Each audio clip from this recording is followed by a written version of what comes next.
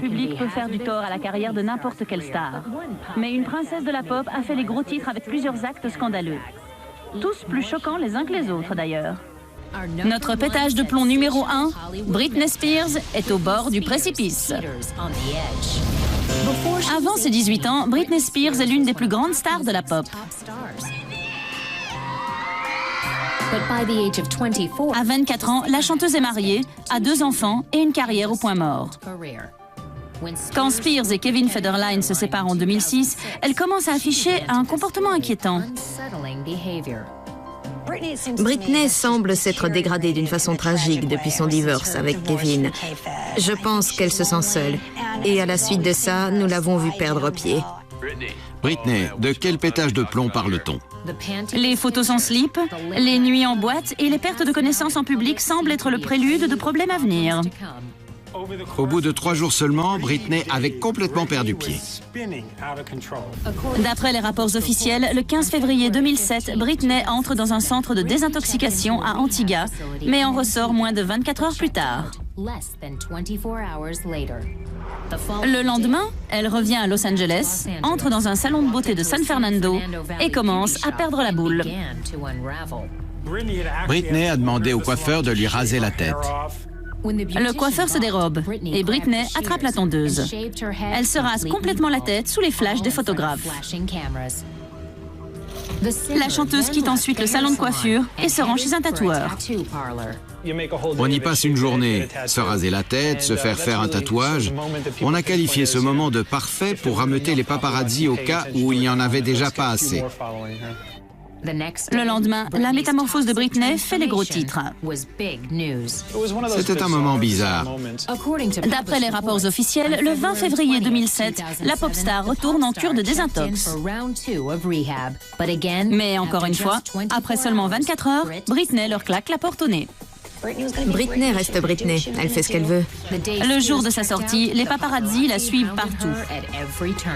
Quand il la harcèle à une station-service, Britney semble devenir folle furieuse. Elle a attaqué un paparazzi avec un parapluie. Elle perd tout contrôle d'elle-même. Elle frappe sa voiture et a l'air de perdre la boule. Elle est chauve, a les yeux globuleux. Elle a vraiment l'air d'une folle. Quelques heures après la confrontation, Britney retourne en cure de désintoxication pour la 3e fois. Elle termine le programme en mars 2007, après un séjour d'1 mois. Pendant ces 10 dernières années, tout le monde a sûrement dû toujours faire ce qu'elle voulait. Mais avec qui pouvait-elle vraiment communiquer? Après sa cure, la chanteuse continue à faire les gros titres. Mais à l'été 2007, elle trouve le temps de terminer l'enregistrement d'un nouvel album. En septembre, la star ternie tente de faire son comeback au MTV Video Music Award. Britney Spears est sur scène, les fesses à l'air, le ventre qui pend, la perruque sur la tête. J'avais honte pour elle, elle faisait vraiment pitié. S'il vous plaît, enlevez-la de là. La vie privée de Britney Spears ne va pas mieux. En octobre 2007, son ex-mari Kevin Federline reçoit la garde temporaire de leurs 2 enfants, Sean Preston et Jaden.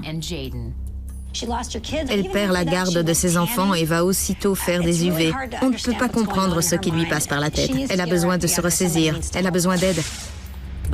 Mais tout n'est pas négatif. En octobre 2007, le single de Britney, Gimme More, est la chanson la plus téléchargée sur Internet, la propulsant à la première place du classement des chansons sur le net. Le mois suivant, Spears sort son album Blackout. Puis, oups, she did it again. Elle recommence. Le train fou qu'est Britney Spears a complètement déraillé. Le 3 janvier 2008, Britney aurait refusé de rendre ses enfants aux gardes du corps de Kevin Federline. C'est alors que la police est appelée.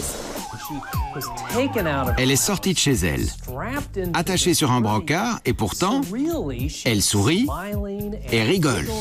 Britney est hospitalisée et sort le lendemain. Le 4 janvier, une ordonnance retire provisoirement les droits de visite de Spears dans l'attente d'un réexamen. Britney ne devrait pas se montrer ou montrer quoi que ce soit pendant plusieurs années.